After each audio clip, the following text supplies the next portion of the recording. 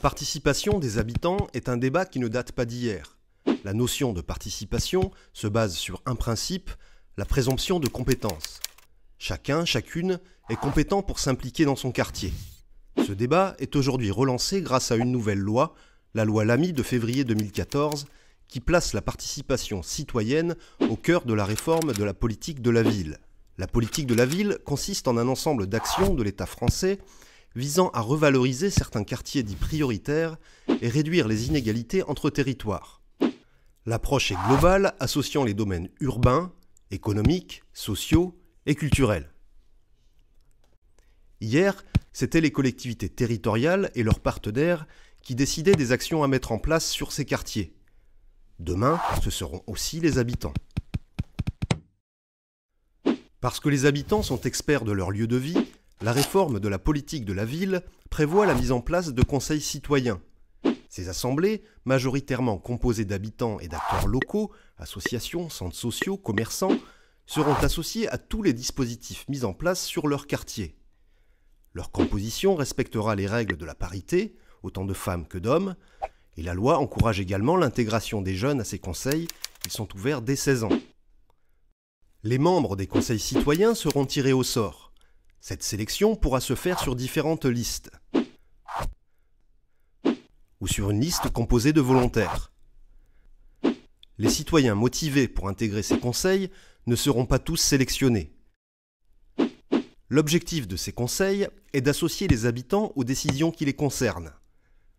Les membres du conseil co-construiront chaque action mise en place sur leur quartier en lien avec les acteurs institutionnels. Maintenant, les habitants qui regrettaient d'être peu entendus participeront aux décisions publiques et donneront leur avis sur toutes les questions d'intérêt général. Ces conseils citoyens constituent une réelle innovation en matière de participation citoyenne. Les membres des conseils citoyens bénéficient d'un réel pouvoir d'agir en lien avec les autres partenaires. Cette notion de pouvoir partagé est un des objectifs majeurs du contrat de ville. À travers la loi de février 2014, le gouvernement estime que les actions construites et décidées par les citoyens sont de meilleure qualité et sont plus facilement appropriées par le reste de la population. L'objectif de ces conseils est de faire évoluer les pratiques de chacun. Celles des décideurs qui, au lieu de faire pour les habitants, devront désormais faire avec. Mais aussi les pratiques des habitants à qui l'on demande aujourd'hui de se mobiliser davantage. L'efficacité de ces conseils citoyens est donc une responsabilité collective.